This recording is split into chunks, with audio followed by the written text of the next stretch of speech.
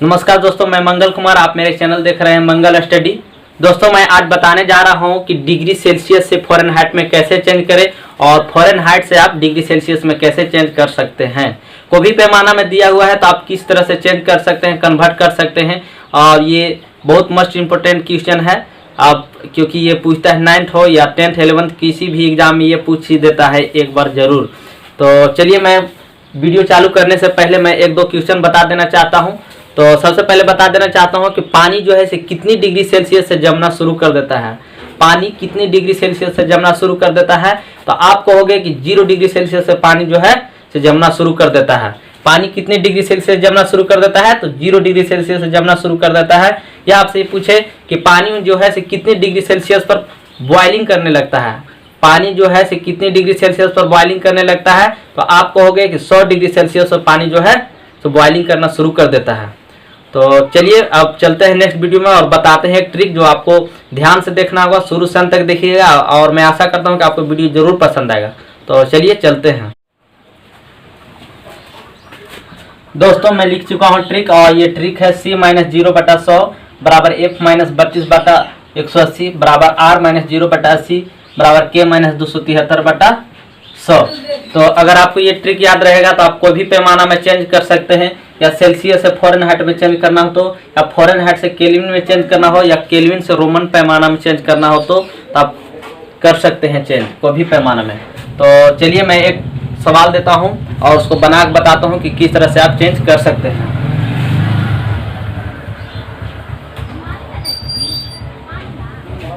मान लीजिए एक सवाल लेते हैं, 37 डिग्री सेल्सियस बराबर कितना फ़ारेनहाइट होगा। 37 डिग्री सेल्सियस बराबर कितना फ़ारेनहाइट होगा। तो चलिए इसको चेंज करके दिखाते हैं कि कैसे चेंज किया जाता है। तो सूत्र से लेते हैं C/100 बराबर F-32/180। ये सूत्र में दिया हुआ है,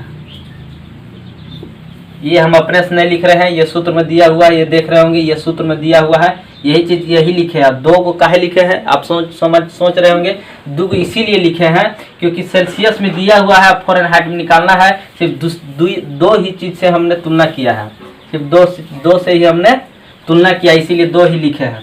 तो चलिए चेंज करके दिखाते हैं। तो सेल्सियस की जगह पर 37 रखेंगे बटा 100 करेंगे बराबर F-32/180। इसको छोट करते हैं और कटेगा 2 × 5 = 10 और 2 × 9 = 18। इसको छोट कर दिए, गुना कीजिए 37 × 9 तो 9 × 7 = 63 के 3 और 9 × 3 = 27 और 3 × 33 333/5 हो जाएगा बराबर F-32।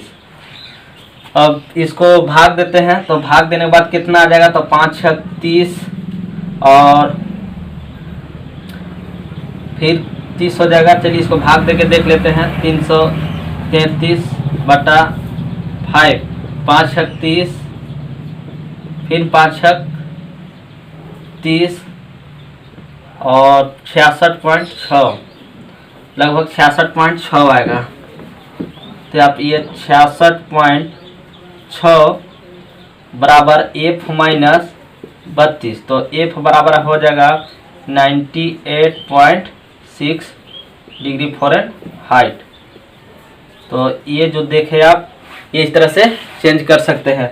मैंने चेंज कर दिया सिर्फ फार्मूला की मदद से। और ये आपको अगर ट्रिक याद है तो आप कहीं भी किसी भी एग्जाम में आपको लगेगा सिर्फ 2 से 1 मिनट आप निकाल सकते हैं। अगर फार्मूला याद रहेगा तो आप आसानी से निकाल सकते हैं।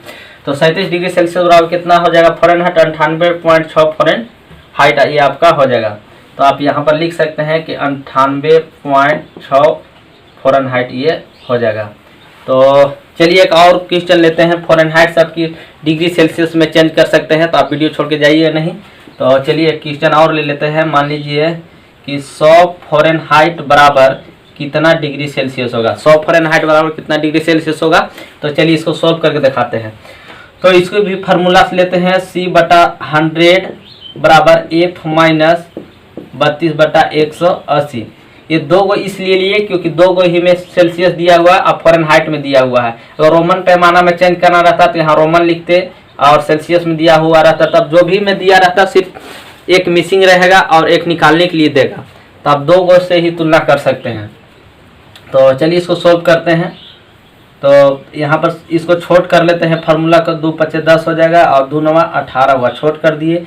सेल्सियस निकालना है तो C/5 हो जाएगा, बराबर फ़ारेनहाइट में दिया हुआ है 100, फ़ारेनहाइट में दिया हुआ कितना 100 फ़ारेनहाइट लिखा हुआ है, तो 100 को यहाँ लिखेंगे 100 - 32/9, तो C/5 बराबर 100 में से 32 घटाएंगे तो 10 में से 2 खरच 8 और बचेगा 9 में से 3 खरच 6 और बटा 9, 68.9। अब इसको लिखते हैं और आगे चलते हैं। C/5 बराबर भाग दे के देखते हैं, 68/9, तो 9 × 7 = 63 और 5, फिर पॉइंट देंगे, भागा नहीं देगा, 0 बैठाएंगे और 9 × 5 = 45, फिर आएगा 5, लगभग 7.55 लगभग आएगा 7.55। तो यहाँ लिख सकते हैं कि 7.55। अब इसको सेल्सियस बराबर कितना हो जाएगा, गुना करते हैं, 5 × 25 और 5 × 25 और 2 × 27 के 7 और 7 × 5 = 35 और 2 = 37, 37.75 जो है, 5 × 7 = 35 और 2 = 37, 37.75 डिग्री सेल्सियस ये आपका हो जाएगा। 37.75 डिग्री सेल्सियस, 75 नहीं बोलेंगे, ऐसे नहीं बोला जाता है। तो 37.75 डिग्री सेल्सियस, तो 100 फ़ारेनहाइट बराबर कितना हो जाएगा, 37.75 डिग्री सेल्सियस, ये आपका आंसर हो जाएगा। तो आप इस तरह से आप चेंज कर सकते हैं, कोई भी केल्विन से या तो रोमन पैमाना में करना हो तब, या रोमन पैमाना से केल्विन में करना हो तब, तो आप एक मिसिंग दिया हुआ रहेगा और एक दिया हुआ रहेगा, तो आप 2 गुट से तुलना करके आप निकाल सकते हैं। लेकिन ये 4 गो होता है पैमाना, सेल्सियस, फ़ारेनहाइट, रोमन पैमाना, केल्विन पैमाना। तो आपको ये फार्मूला जो है आपको याद कर लेना है लिख के, या जैसे याद करना है आपको याद कर ही लेना है, क्योंकि बहुत मस्ट इम्पोर्टेंट ये जो है ट्रिक है, रेलवे हो या NTPC हो, ग्रुप डी जो भी हो, या 9th 10th 11th के लिए बहुत मस्ट इम्पोर्टेंट ये चीज़ है। तो मैं आशा करता हूं कि मेरी दी गई जानकारी से आप काफ़ी संतुष्ट होंगे और काफ़ी समझ में भी आया होगा। तो आप चैनल पर नए हैं तो चैनल को सब्सक्राइब कर दीजिए और बेल घंटा को दबाना ना भूलें और वीडियो को लाइक कीजिए।